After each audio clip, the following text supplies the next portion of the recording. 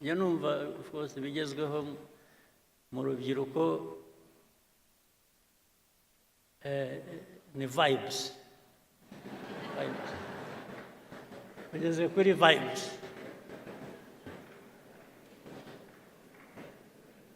vibes nanjye ntabwo nsanze good vibes ntabwo nsanze ariko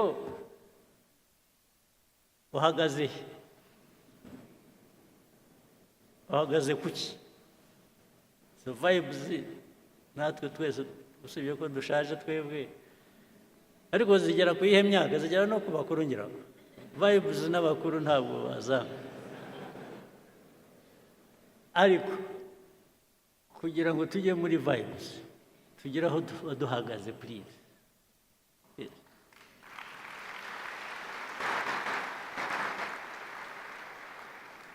Don't invest in vibes. Invest on the foundation, in the foundation where you can now vibe.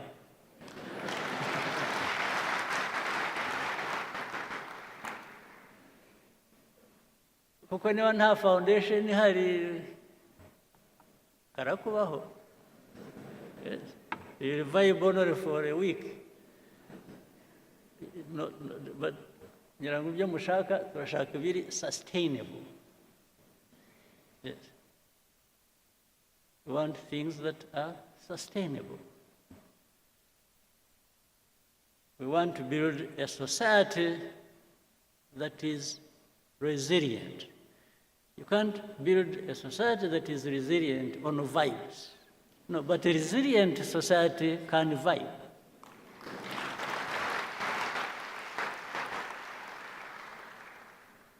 Isn't it? So it is a daily responsibility mukwiriye gutekereza. Ni ikintu mukwiye gutekereza buri munsi. Ntuhore ufite impungenge ariko ejo nzamera nte, nibucya ndaba meze nte. Uhora ufite kuko stress nugira ikibazo uhorana cya stress. You mean 50% ni wowe. You are the responsible person. You have worries, you have this, you have stress, but there are different ways of doing things and achieving what you want to achieve.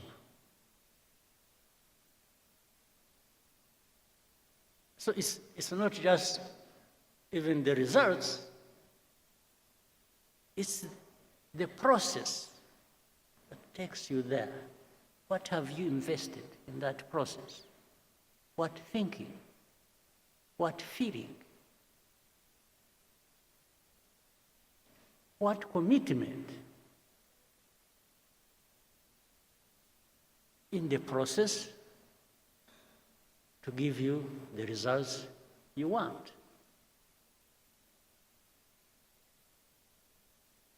How kintu kikora hanabuze.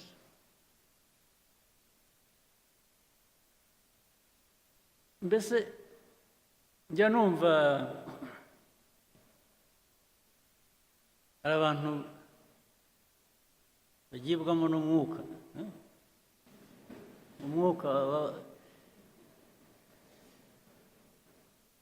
Umwuka bajyamo ni uwuhe?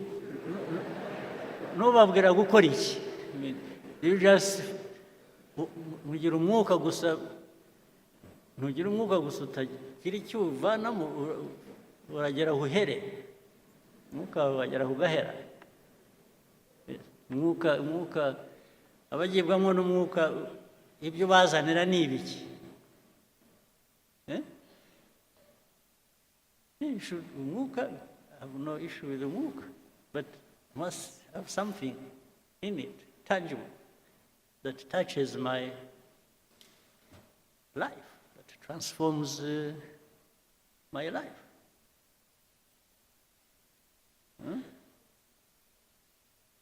Abagira amahirwe mugire umwuka, please.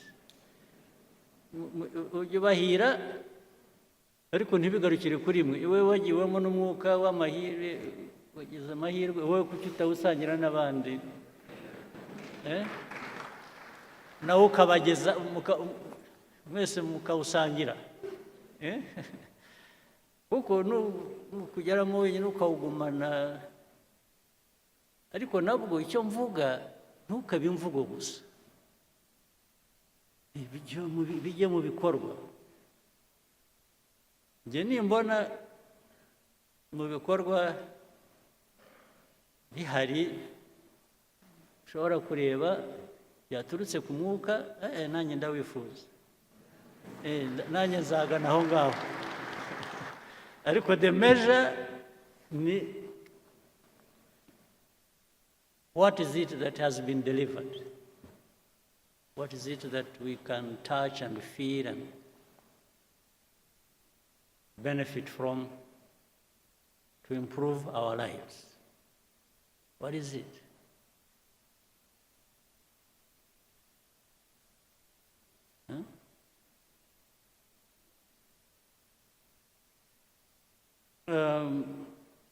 So mwebwe abatoya rero, again,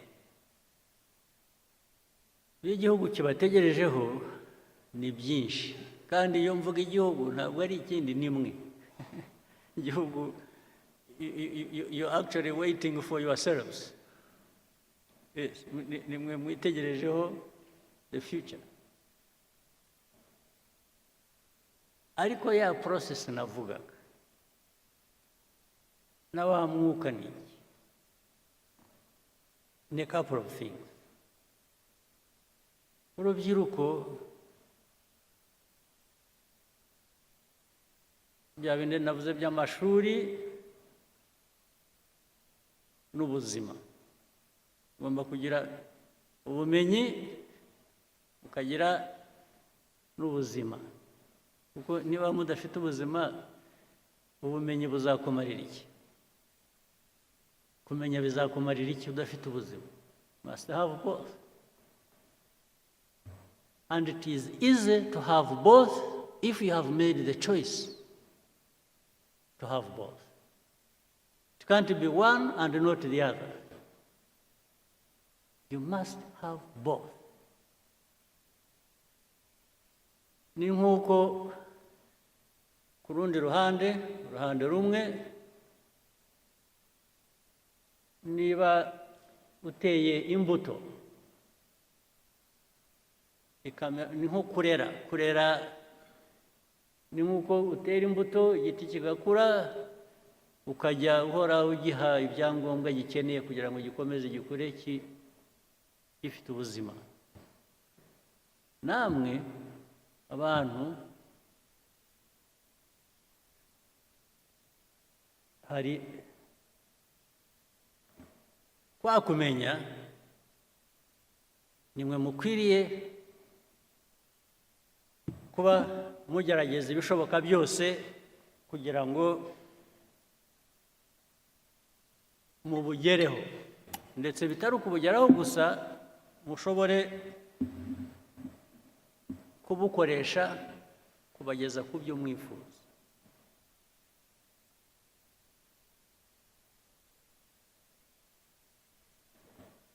Ariko ibyo cyane ku bakiri bato, mwebwe ubwanyu mugomba kugira umusanzu wanyu, you must make an effort.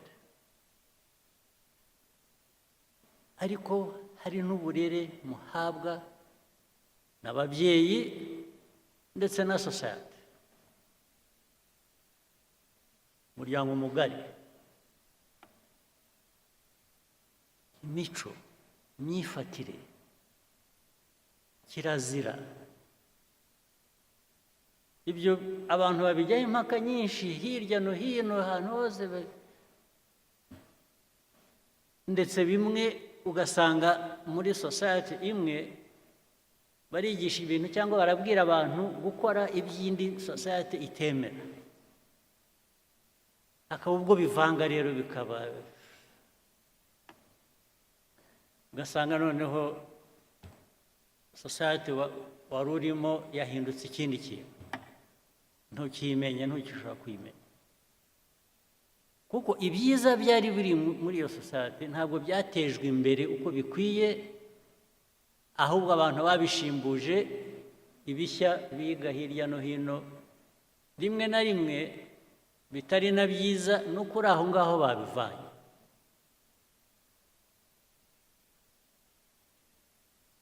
Urubyiruko kubarera ni ngombwa, kwirera ni ngombwa. Kwirera ni ukuvuga ngo wowe urahitamo icyo wifuza, urahitamo icyo ugomba gukora. Ariko urubyiruko rukura ruri aho, ya resilience navugaga se tuzayivana he muri aho muri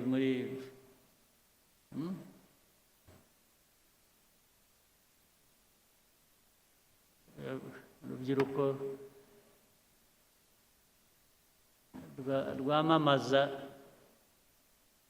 ibiyobyabwenge, asanga ngo ni ubuzima,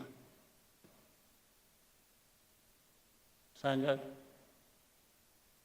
maze ibiyobyabwenge wenda ndabishyira hamwe byose, ni inzoga n'ibindi bikomeye ntiriwe mvuga muzi, ariko reka njye mbivuge, mwe ntimujya mubivuga, aho bibera ishyano bijya muri benshi ariko ntawe ubivuga. Hari ikiyobyabwenge cy'inzoga, hari ikiyobyabwenge kindi bijya mu mutwe gusa bikaba ibi ni ibiki, ibi bitabi n'ibi drugs. Njya numva amakuru bajya bambwira ko bibarimo bitari bike, ndababwira kandi ubu ngo ni ibintu byamamaye bifite, bamwe mwabyigiye hano, abandi mwabivanye hanze, bigendera hasi biranyerera, ntabwo bijya biboneka. Ariko ibyo uko abihisha kose, abo birimo hazagira uko bigaragara byanze bikunze. Ariko uko bigaragara kwa mbere nimwe byangiza ubirimo mbere na mbere yuko bigeraho bikangiza na communities muri rusange.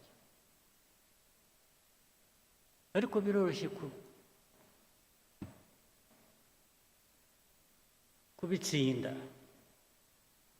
kubitsinda kwa mbere ni ukutabigira imvugo, ni ukutabigira ibiganiro, ni ukutabigira ibintu by'igitangaza abantu bakwiriye kuba bakora, kutabyemera. Ariko n'impamvu bidakwiye kwemerwa murabizi, ni uko ubikora arabihisha. Wowe ushaka gukora ikintu uhisha kubera iki? Uzi ko ari kibi. Ikibi se urakora iki? Rwose ndababwiye, nabonye mwacecetse mwese nk'aho mubizi, ariko ubwo ndababwiye nicyo nakora gusa ni uko nzajya mpora mbibibutsa, ariko ubwo namwe muzagera aho mwibwire.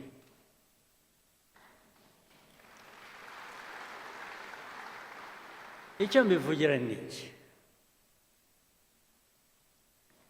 urubyiruko tubatezeho bya bintu nabanjirijeho, ni mwe mwakiza u Rwanda rw'ejo uko tugenda dusimburana. Keretse niyo iyo mission mutayishaka, it's a different matter.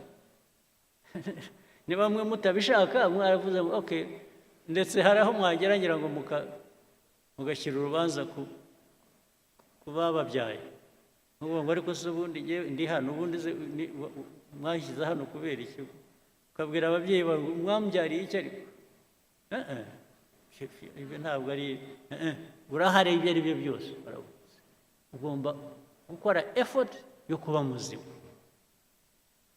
yo kuba muzima, not just for yourself, ariko no ku bandi, kuba muzima bikagira n'inyungu ku bandi bitari wowe gusa. Icyo tubatezeho urubyiruko mwebwe mu bishya u Rwanda rwifuza, yamwumva ibintu bavuga bya innovation. Innovation murayumva iravuga buri munsi. Innovation, yes. Innovation irimo abantu bameze neza, bafite ubuzima bwiza, bafite ubumenyi, bafite gushaka igera kure, irafasha, irubaka, yubaka abantu, yubaka igihugu. U Rwanda nicyo twifuza. Ikindi ni commitment. Ugomba kugira ikintu cyawe, igihugu cyawe, aho ukomoka. Ugomba kugira icyo igihugu kigira icyo kiguha, ugomba kugira icyo ugiha. Igihugu kiraguha ukagiha. Ibisigaye ni politiki zisanzwe, muri policy zituma abantu biteza imbere ndetse bateza igihugu imbere, bitari ibyo gusa. Ibyo ndabasabye mujye mubitekereza. Kuri iki gice reka ndangirize ku kindi. Ibyo mvuga rero nabyo ntabwo bikwiye kuba amagambo gusa, bikwiye kujya mu bikorwa. Ibikorwa ni ukuvuga ngo mwe muri aha benshi ni abayobozi, cyangwa se muri mu nzira yo kuba abayobozi. Imiyoborere aho uri hose, ku kazi ako ari ko kose,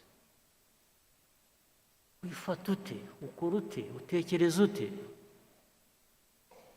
Niba uri umukuru w'akarere, umuyobozi w'akarere, umuyobozi uzindi nzego zo hasi,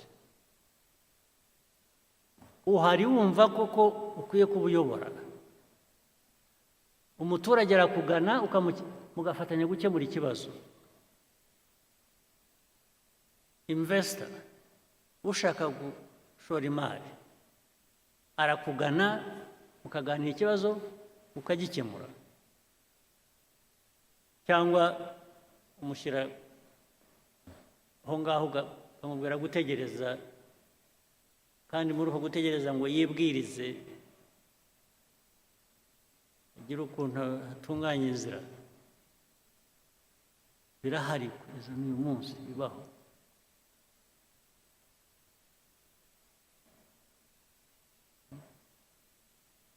Ahariho hose ntabwo ibyo bikwiye kuba biba. Ninde ejo bundi bambwiraga, hari umuntu, kubera ko mpatuye ndi hafi aho kuri Muhazi, umuntu wavuye hasi waje akora icyo kibazo, nizere ko cyakemutse. Yakoraga ibintu by'amajyambere ku mazi, yarahubatse inzu, n'umuntu uturuka hanze ufite ashaka gukora shyira ubwato ku mazi, ashaka kugira ngo yubake aho buzajya buparika. Umuyobozi w'aho ngaho ati no, mushobora kubikora. Bijyaho, ariko biza kumenyekana ko yashakaga ko abanza kumutugira kugira ngo amwemerere. Abantu bari hano cyangwa baturuka muri ibyo bice bagomba kuba babizi ibyo mvuga. Urumva, umuyobozi, niba harimo abayobozi bazakora batyo bicaye hano cyangwa bakora batyo, umenye ngo icyo ni icyaha, ubundi tudakwiye no kukubabarira twakumenye. bikwiye ibijyanye na RPF, ibijyanye na politiki nshya y'igihugu cyacu twubaka, dushaka kubaka, ntabwo bijyanye. Abayobozi bari hano ndababwira ngo niyo nshingano yacu gukurikirana n'ubuntu butoya nk'ubwo ngubwo buzana umwuka utariho. Ibindi ni imikorere yacu muri rusange, serivisi ahantu hose uko zitangwa, uko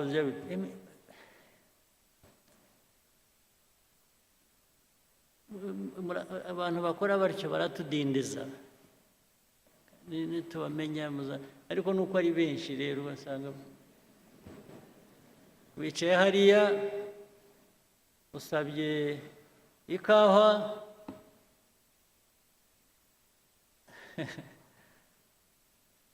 n'abaza bakakubaza ishyushye ikonje.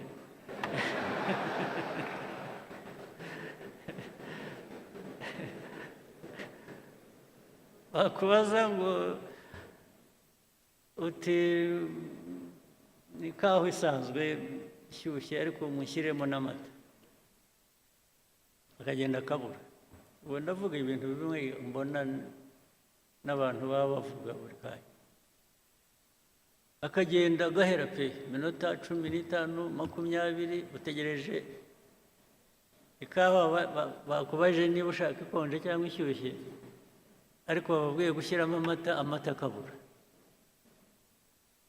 N'amata yabuze ntibakubwiye.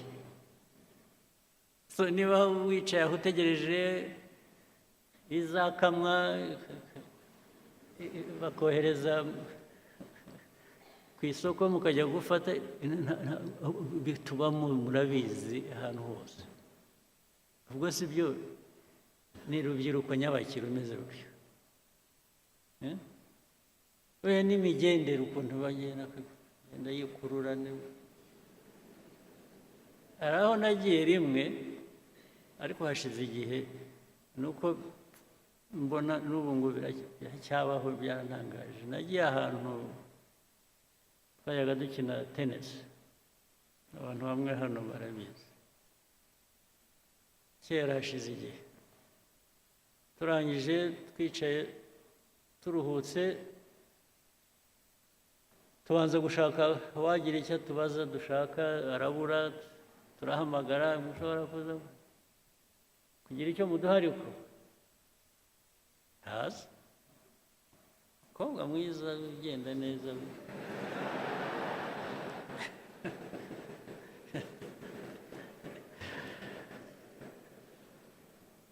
aza afite opena mu ntoki, aho azatugereraho yaba mbonye arahamenya, arampobera.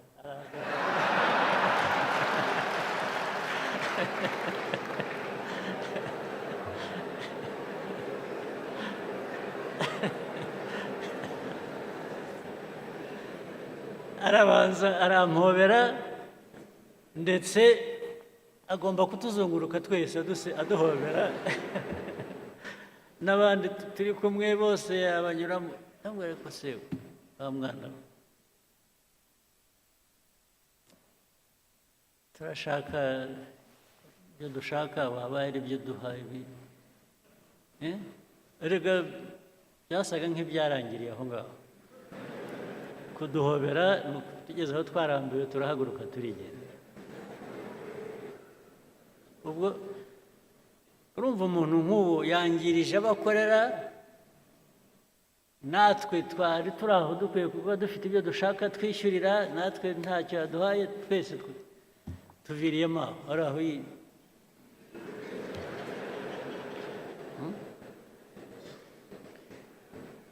ubu koko mwumva, ariko se mwe noneho society, igihugu mushaka kubaka cyaba kimeze gite? Ni ikihe?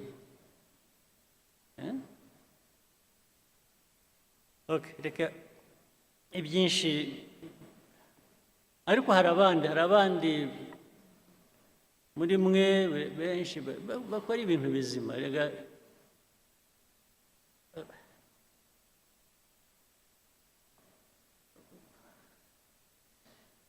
ibyo ari byo byose ibigaragara ni ibitari bizima, niyo abenshi baba bakora ibyiza ariko hakabamo abantu bake bemerewe cyangwa bakora ibintu bibi, bya byiza ntibiba bikigaragara. Ni nko gufata amazi, ikirahure cy'amazi ukadonyamo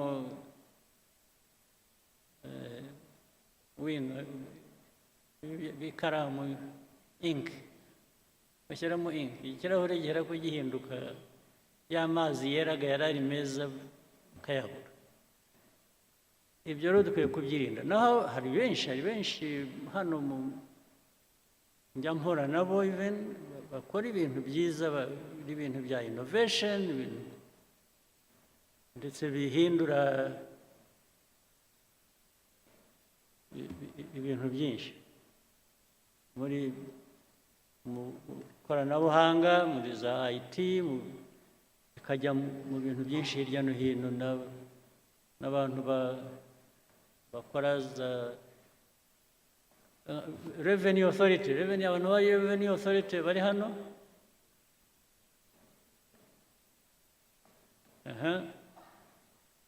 Ngira ngo hari innovations nyinshi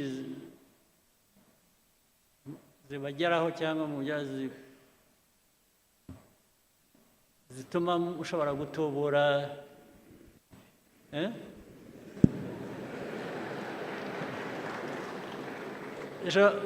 zizamura ayo mutuvanamo, ayo mutwe.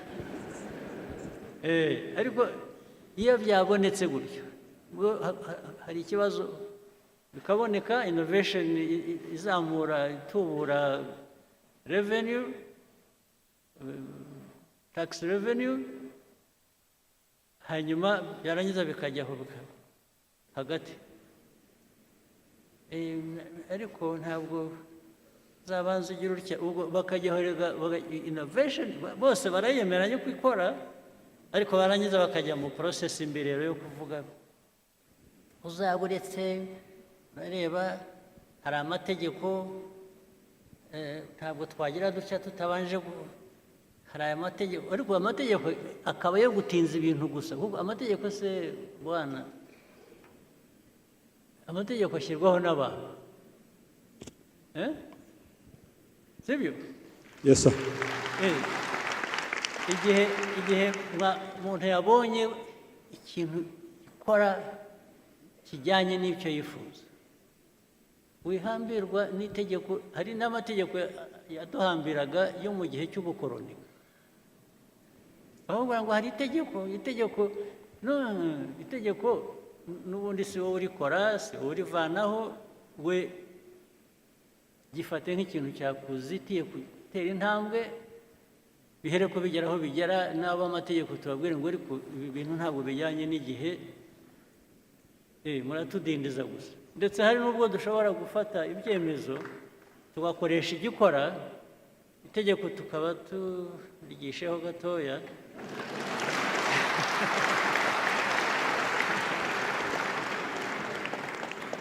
kugeza igihe rizahindukira, ariko bitatubujije kugera ku nyungu twifuza. Iyo process niyo process ijyana n'igihe abantu bagezemo. Ntuhambirwa, keretse dufite ikindi kibazo cy'uko abantu benshi ari n'ubwo iyo agiye gukora ikintu cyangwa akwiye kuba akora ikintu cya mbere kimubaza kuza mu mutwe, kibanza kuza mu mutwe we ni inzitizi yo kutagikora. Ntabwo ari ukuvuga ngo ngiye kugikora, hanyuma nimpora n'ikibazo, icyo kibazo ngende nkishyira iruhande. Ahera ko abona ko hari inzitizi, akagendera ku nzitizi bikarangirira. Ntabwo biba bigikora, ntabwo igihe tugezemo gishya ari uko gikora. Hari icyo bifuza kuvuga? Abanyabaguhaye microphone, mbwira. Ariko we utanzeho nk'urugero, ibindi biri hano ntavuze n'ibiri hanyuma. Dufashe tubwire ko twakwihutisha. Thank you, Your Excellency. Kuna mutugiriye. It's true. Innovation is very important. Ni ukurushaho gutekereza ibyatuma tubona amafaranga menshi. Nk'uko mwabivuze, tugomba kwigira. We need to sustain ourselves. Kandi mwihute. Kandi twihute. Mugire ubwira, mugire, ariko mwe ntimushaka kuva mu bukene vuba. Murumva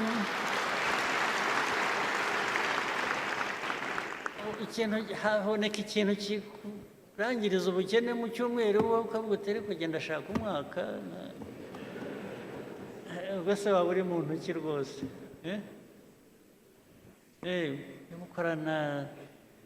Gukorana umwete kandi ntabwo bivuze kwangiza ibikorwa.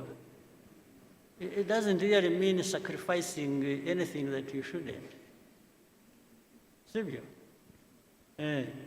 Ujye mwihuta, muwe wepesi. Mwihute. Igihe utabifite ikiguhagarika, kigutangira, wowe uritangira kubera iki? Why don't you just move?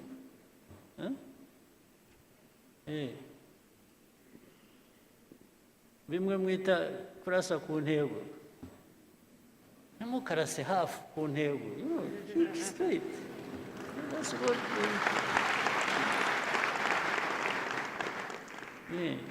go for it. Nawe wumva uri satisfied uko sibyo? Yes, sir. Okay, asante.